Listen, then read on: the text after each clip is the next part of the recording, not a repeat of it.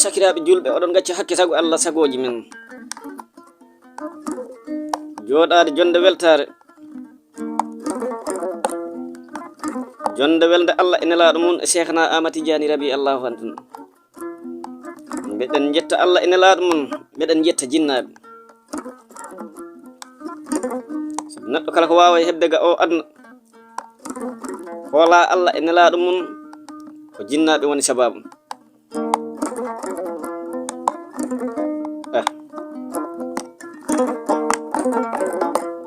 Ko joni noon jonde nde ha hande ko taniraɓe Alhaji Jali Sana Seydi, min Jali Moussa Bambaɗo mboɗo jaggi e daɗe gambaruji.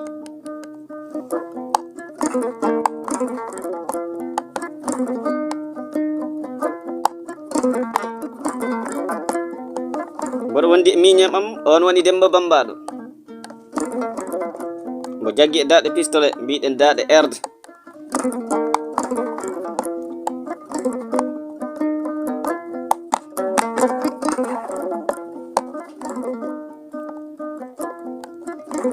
Mbiɗen jaggi e tuggere jaru,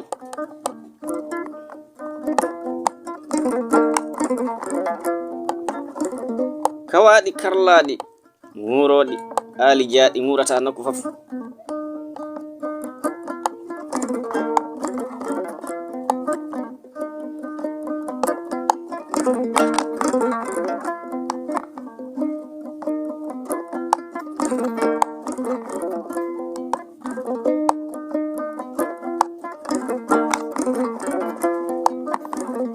Kañum en min mbita mayɗi gurtinoɗi ɓerɗe wurɓe sanne, mayɗi gurtinoɗi ɓerɗe wurɓe sanne.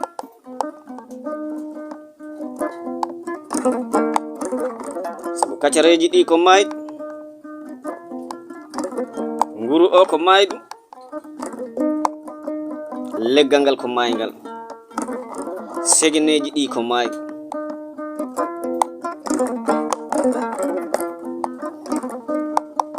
Kañum en min mbita mayɗi mburtinoɗi ɓerɗe fulɓe sanne, mburtinoɗi ɓerɗe fulɓe sanne, mburtinoɗi nanoɓe leeɓol sanne, kirjinoɗi ɓerɗe fulɓe sanne.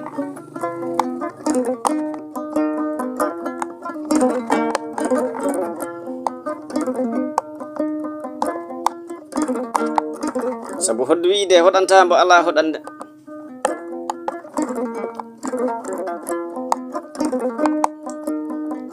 Ɓiɓɓe Fuladu ataya noppi e mon.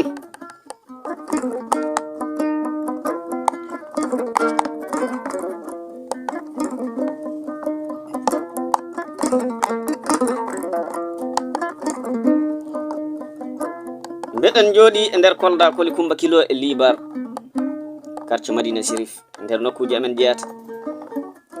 Nde min jooɗi nokku kaw am on woni Samba Seydi, miñam Aliou Sana Seydi.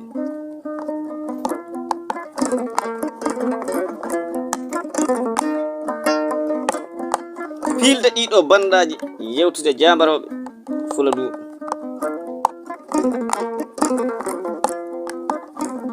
Anna yo yewtere lakara yo deƴƴir ko adi ko mbaɗen calmina jinnaɗo amen ceerno amen on woni Aliou Sana. Ko o wawi hedde fof salamu e mum. Ombo du'ano Fuladu, ombo du'ano ɓiɓɓe fulɓe, subaka Allah meɗɗo fof. Ombo du'ano jambaroɓe Afrique, woni ɓiɗɗo pullo, woni ɓiɗɗo ceɗɗo, kala ko mbawɗa wonde e leƴƴi he fof o salminima, ombo du'anma. sabu mayde ala leñol, gandal ala leñol, basal ala leñol, ngalu ala leñol. Sabu ananta leñol eɗo daro yama mbiɗen ɓurata wasde walla mbiɗen ɓurta ñaw, mbiɗen ɓurta mayde, heɓotako, jippinana ko tagore fof.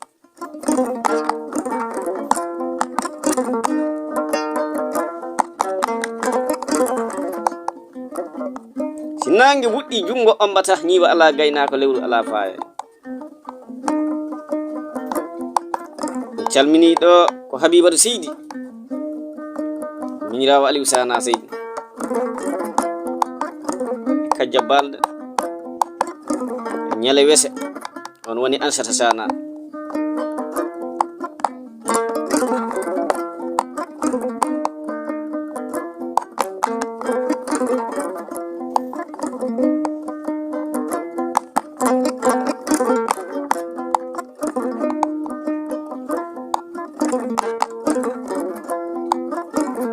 ɓiɓɓe Fuladu mbeɗen nulata ɗiɗo bandaji ɗo mbawi hadde fof nder Saram Adnari. Min ñaago ɓiɓɓe Fulɓe ɓe mbiyo ɗo mbimi e mbimami,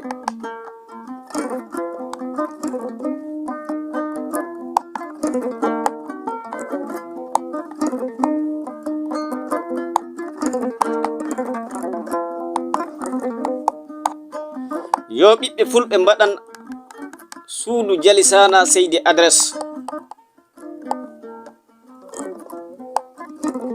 ɗum min ñaagi ɓiɗɗo pullo fof. Ko ɓiɓɓe Fulɓe ndentinta e miijoji maɓɓe, e peeje maɓɓe, e gande maɓɓe, e dokke maɓɓe, haa ɓe mbaɗana suudu Jali Sana Seydi adresse. Hoko woni adresse o? Jali Sana Seydi o sankima, kono ombo acci dono, hono Aliou Sana Seydi.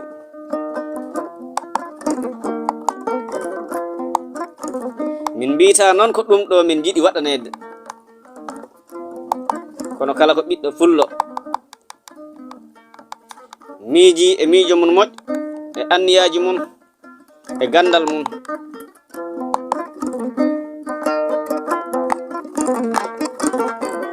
waɗande adresse suudu Jali Sana Seydi. Jali Sana Seydi yi'aka, ɓi makko, dono makko, on woni Aliou Sana Seydi, omo ɗo sanne. Omo dari darde tinde e nder Fuladu, omo dari darde tinde e nder Afrique, daranade leñol mum. Sabu han ɗanniɗo fof naati e nder leyɗe tubakoɓe woɗɗeɓe, oɗon kadi ko ŋeñɓe mon parnorton. Han hoɓe ngoni ŋeñɓe Fuladu ɓe mon mbiya toon ko Jali Sana Seydi e Alhaji Mamadou Aliou Jengi Bambaɗo, e Chama Kange Bamba, e Sada Bamba. Nden noon ɓiɓɓe Fulɓe on ñaagama mbaɗane suudu Jali Sana Seydi e Alhaji Mamadou Aliou Jengi Bambaɗo adresse.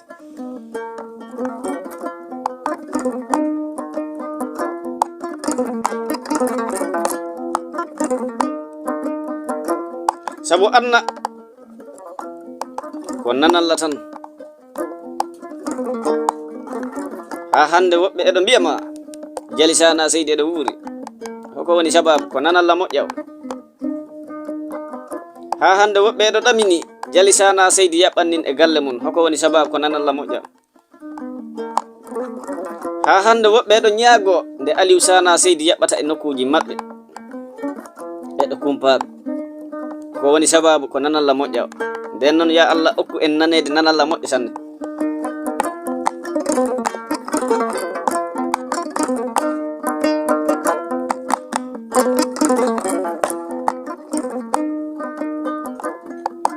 Woɓɓe noon eɗe mbaɗa sadakeji ñande fof, yo Allah dandam ɗo ŋeeño e galle am. Woɓɓe eɗo mbaɗa sadakeji, yo Allah yettin ɓiɓɓe ŋeñɓe e nder damal galle maɓɓe sanne.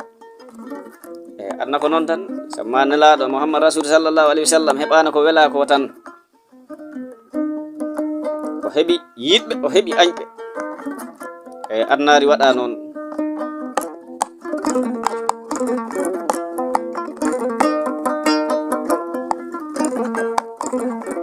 awa ko wi'ete nanalla moƴƴa adi ko joom men rewti hen Muhammad Rasul sallallahu alaihi wasallam. awa nden noon si neɗɗo nanama nanalla moƴƴa yo a weltor sabu joom men, sabu Muhammad Rasul sallallahu alaihi wasallam. ha hande jooma men ko en nanat tan Muhammad Rasul sallallahu alaihi wasallam. ha hande ko en nanat tan ala mbiyoɗo bammun yi'i Muhammad, ala mbiyoɗo mamun yi'i Muhammad, ala mbiyoɗo mamtur mamun yi'i Muhammad. kono noon wonno en nani nanalla moƴƴa e mun, beele si en dewi lawol mun jango eɗen male, woni sababu eɗen gabbi lawol mun. jibinɗo fof eɗo yiɗi innirde Muhammadu Rasul sallallahu alaihi wasallam. hoko woni sababu ko nanalla moƴƴa.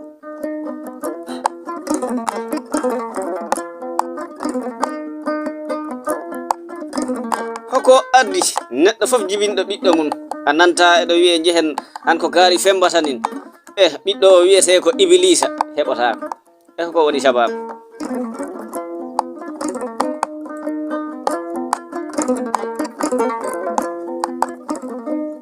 dennaboji ɗe ɓooyama yahede, ha hande ino yahede. ko jibinami ko e hande min Jali Moussa Bambaɗo, min nanande wiye hande ko Iblisa inniraɗo oɗo bobo. hoko woni sababu. ko nanalla bonka woni sababu. yo Allah dandu en nanede nanalla bonka. min mbi on mbeɗen jooɗi e nokkuji amen jaati e nder nokku Samba Seydou, kañum dañi Demba Bambaɗo, kaw am san.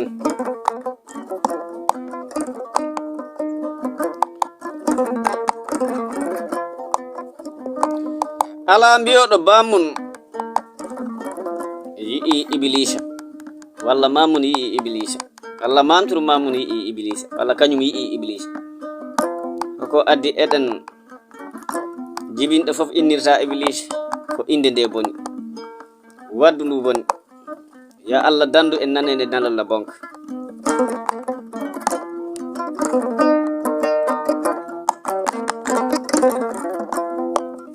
Allahumma amin.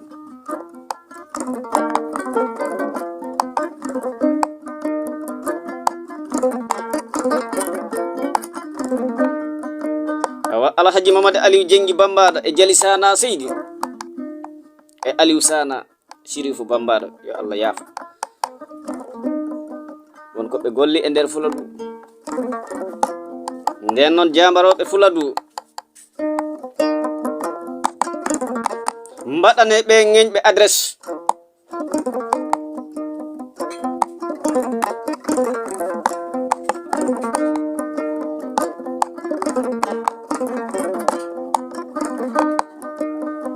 min mbita ko ɗum waɗete, kono noon ɓiɓɓe jambaroɓe Fulɓe miije hoko mbaɗan ɗon ŋeñɓe mon adresse. wona faaro e kala ɓiɗɗo ŋeño, wona faaro e kala ɓiɗɗo Fuladu, wona faaro e kala ɓiɗɗo Pullo, mbo Niger o, mbo Mali o, mbo Burkina o, mbo Congo o, ɗo adna Allah ndi haaɗi fof.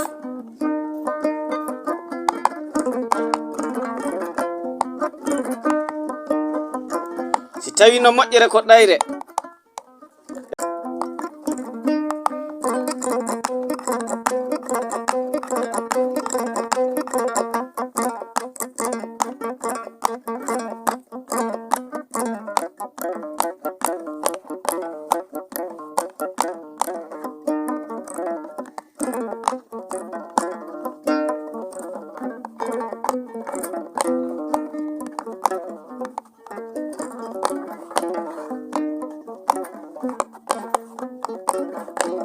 gonga tigi.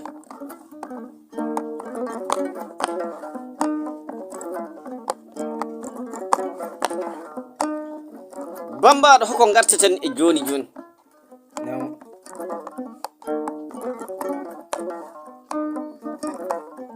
ɗo ko bandiraɓe men rewɓe ñagoto en e nder Afrika. si Allah yi'ama yo haale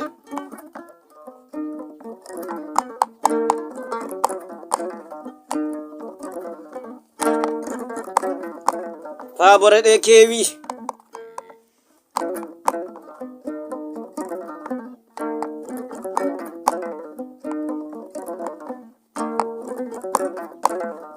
kono naɗe gaddane happude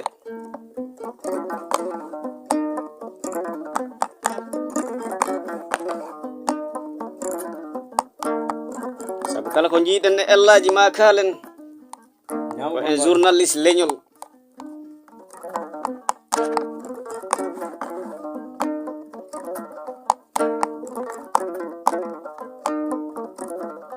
jon non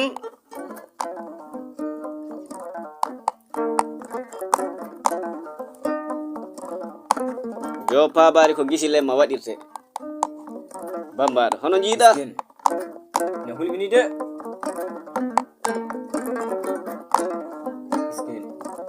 keɓa musiɗɗo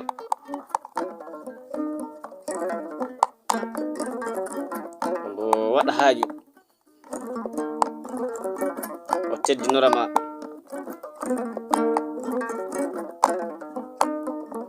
nder ɗo waɗi on haaju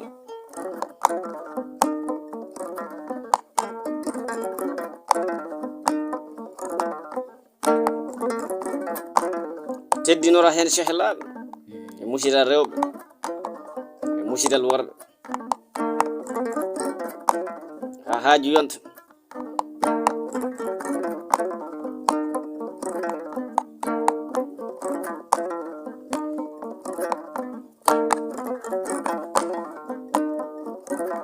haaju yonti musidɗo gorko mo jiiɗa fof rondo bidonŋaji diwling e 50 maaro e sakuji basalle musidɗo debbo mo jiiɗa fof rondo bidonŋaji diwling e sakuji maaro e sakuji basalle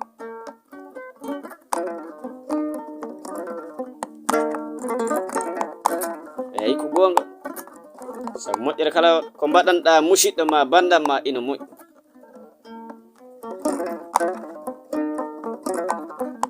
kono mbiɗen ñaagui musidal Afrique Fuladu mbaylen si musidɗo maɗa waɗi kew goɗɗo han tawata ala doole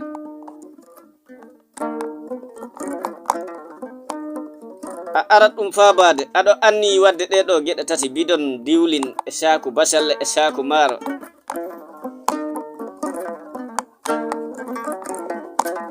cooda saku maaro o ko sodeteno basalle e diwlin ko muɓɓa kalesi o gaddana neɗɗo on a faabima saku maaro a faabima kalesi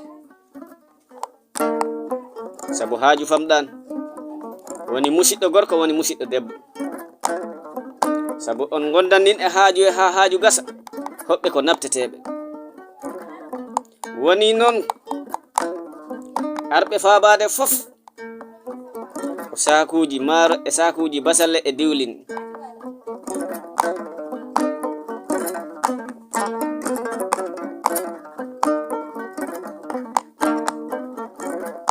ko ɗum won ko adda joom haaju yaadi e haaju muɗum ha ronki kalis gasi suusa ɓaŋoyde maaro eɗo yeeya e nder haaju he ayiba heɓo suusa ɓande diwlin eɗo yeeya e haaju he ayiba heɓo suusa ɓande ɗen basalle eɗo yeeya ayiba heɓo yaadi e haaju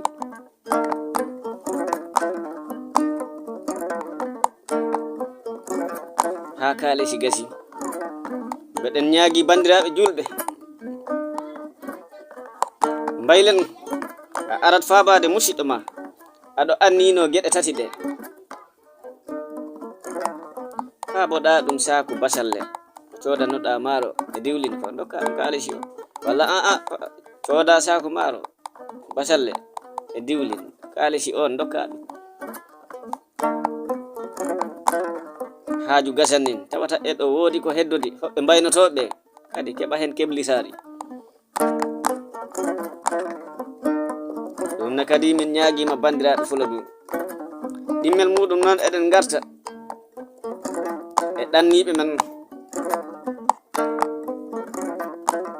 Allah waɗi ko jinnaɓe ñaagi ɗo ko Allah jaɓi ɗum ɓe ñaagima ɓiɓɓe fulɓe giwe e mere giwe e jonde mere gimme jange gimme ɗanne hande ɗum heɓima en keɓi ɗanniɓe timmuɓe e nder Fuladu ɗo nokku fof ɗo naɗɗa hewani naata e saare tawa ɗanniyenke ala hen nden noon si a heɓi ɗanniɗo wulure haaju fof fawetake e ɗanniɗo de si wona ɗum ko o yaano ñawdanoyde on ko ɗum ñawdotako keɓon ɗanniɗo goto haaju garɗo fof e galle he ko ɗanniɗo tawa sappo fof ino mbaali walla ko keɓi fof keɓal muɗum andotako wiye ko ɗanniɗo o tan wonne wona ko feewi on keɓi ɗanniɗo o muñane bange o etota bange onon ne kadi muñon bange getoton bange mi haalda e rewɓe daleteɓe e nder Afrika e Fuladu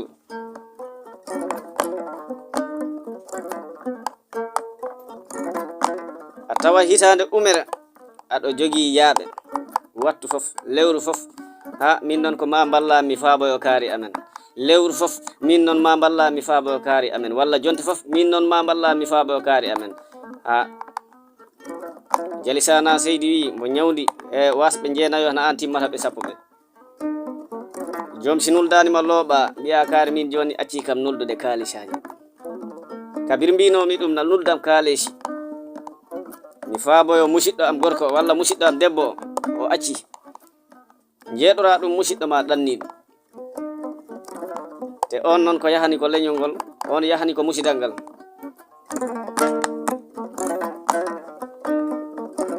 ɗum ne eɗen ñaagi bandiraɓe rewɓe na gaccu ɗum sanne sabu a tawat lewru woturu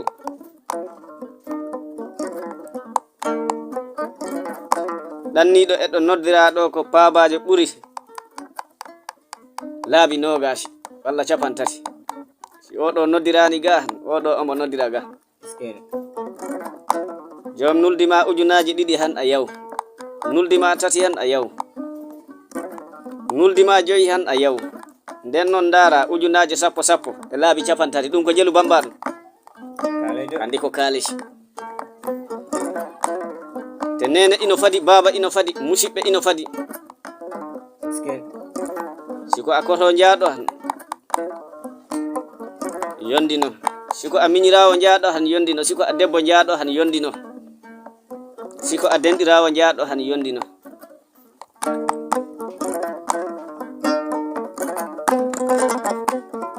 ɗum noon en ñaaguima musidal rewɓe ngal won goɗɗi potani yettinanade ɗanniɗo ma won goɗɗi ɗi potani yettanade ɗanniɗo ma haaju haƴiƴa e nder galle yey ko goonga ngantu e nder galle ko goonga nguure e nder galle ko goonga kono goɗɗi ɗi hen potani yettanade ɗanniɓe men si wona ɗum joomum hakkille o tenkata ko yiɗi ɗaɓɓude ko heɓatani te arta ga tidina heddo ayiba awa ɓiɓɓe fulɓe on ñaagama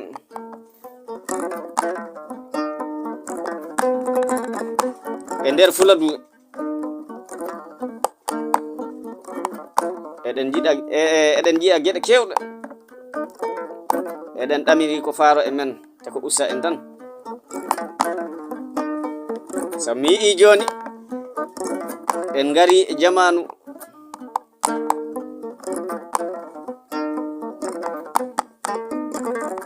si neɗɗo ina femba booba muɗum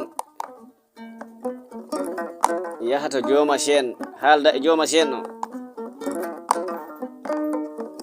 guluje 5 jeego ha jeeɗiɗi ha ɗo wawi haddu e muɗum fof yaha haalna koddijo mum ceerno walla ceerno mbo hoddi tundu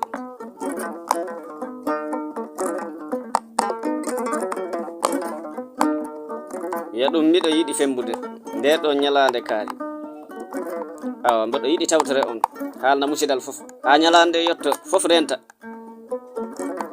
Bobo okke inde wi'e yo Allah wuro barkina seremɓe ɓe tinnunoɗa ɓe ndu o.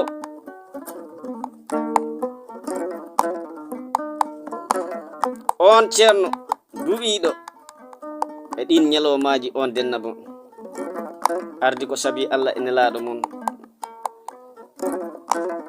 ombo hoota okkoye temedere.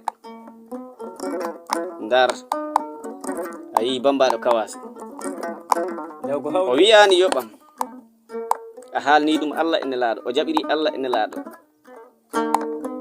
ari du'anima on bobo ombo hoota ya gokkuɗa ɗum temedere.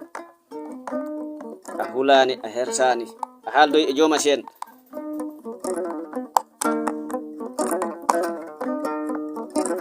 Joɓɗa on ujunaji 5 wona on sen mantata e bobo ma, wona on du'anto bobo ma ko seren ɓe du'ani bobo ma. Nden noon kala ko mbawta okkude joma sen noon yiya ka wata noddu sen. A wawi ɗum okkude ujunaji 4 jeego ittu ko ɓuri ɗum dokka ceerno a renaki ko karfe ɓurɗe wadde juuri ɗe bobo o waɗante. On ji'oyta o mawna tan o tacca frontiére ji o maha jumaji e jamaji. Awa eɗen ñaagi ɗum kadi génération jamanu jo o mbi'a minin mbawɗo fembu fof a haɗaka noddude joma sen. Si woɓɓe nani miɗen kala ɗo wiyama ko ɓe jittan aymade jomaɓe sen ɓe wala. Miɗen komin ŋeñɓe tan ñaagotoɓe joma sen ari arani miɗen komin ñaagotoɓe tan. Mbattane yila e seremɓe men e aynaɓe men e jaliɓe men. Mbattane yila e teddungal ngal teddondirde.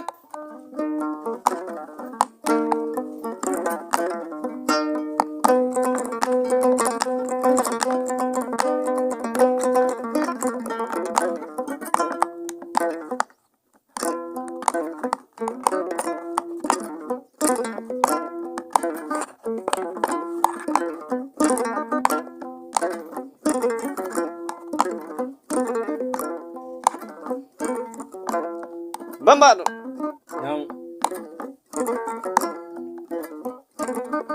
jaliɓe Fuladu eɓe kala de eɓe dari darde tinde e nder Fuladu. Wona to wambaɓe, wona to jaliɓe yimoɓe, wona to artisaji.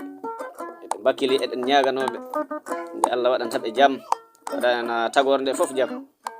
Wallahi neɗɗo na accu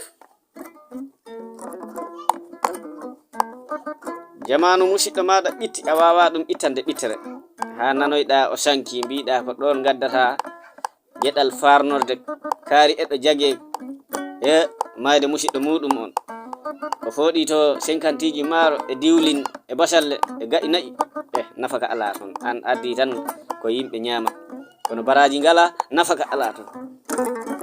Wallu musidɗo ma o ɗo tampiɗo isken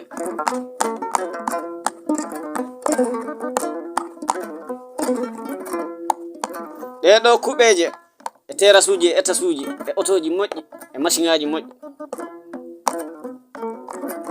lumbuɗa a lumbani fof ko lakara sahral baydan sakitto sanne.